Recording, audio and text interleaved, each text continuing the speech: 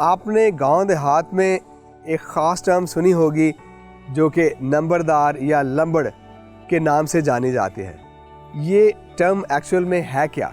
British India में जब British लोगों ने गांव या देहात या चक्कों की बुनियाद रखी तो वहाँ पे एक कम्युनिटी एल्डर को उन्होंने जो ओरिजिनल टर्म थी वो थी लैम्बरडोर टर्म रखी, जो कि गांव के निज़ाम को चलाने के लिए एक एल्डर की हैसियत से जाने जाते थे। हमारे साथ उसी लड़ी के साथ मंसूब एक शख्सियत मौजूद है जिनका नाम है चौधरी रंजीत लाल, और वो इस गांव के यंगसनाबाद गांव के लैम्बरडोर या नंबरदार हैं। उसके साथ साथ यंगसन मेमोरियल चर्च के एल्डर भी हैं। आइए हम उनसे जानते हैं कि इस गांव की बुनियाद कब और किसने रखी।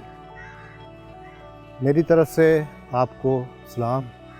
ये गांव जब बना था 1903 में गांव बना था, और डॉक्टर जे यंगसन साहब ने चंद फैमिलियां मोतरे से, कुएं की से, सियालकोट के ज़िले से उठाकर यंगसनाबाद में आबाद की थी। और जिनमें से मेरा एक परदादा भी था, वो थोड़ा सा पढ़ा लिखा था, और उन्होंने उसको एक जब बैठते थे हुक्का पीने के लिए तो उन्होंने कहा कि हमारे तुम में से किसको लंबरदार बनाएंगे। तो मेरे परदादा ने कहा कि भाई मैं ये खिदमत आपको अंजाम दूंगा, तो उन्होंने उनको नंबरदार बना दिया। उसके बाद काफ़ी दिन गुजर गए, तो जब वो नंबरदार यंगसन साहब ने बना दिया तो फिर उन्होंने गांव में रहते हुए एक पट्टी लगाई, जिसमें पट्टी में ये चर्च बना और ये यंगसन साहब की कोठी बनी, और उधर हमारा घर बना और खूह बना। उसके साथ रहने के लिए लोगों के छोटे छोटे मकान वगैरह सारे बने। उसके बाद सिलसिला इसी तरह चलता रहा।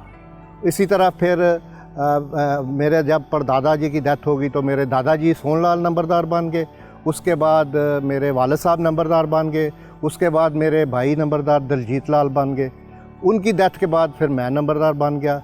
तकरीबन मैं जब नंबरदार बना तो मुझे इस वक्त 16-17 साल हो गए हैं नंबरदारी करते हुए। तो इसी तरह गांव की और चर्च की इसी तरह खिदमत कर रहे हैं, जिस तरह एक हक होना चाहिए, एक क्रिश्चियन होने के नाते या एक मसीह होने के नाते इसी तरह हम खिदमत अदा करते हैं।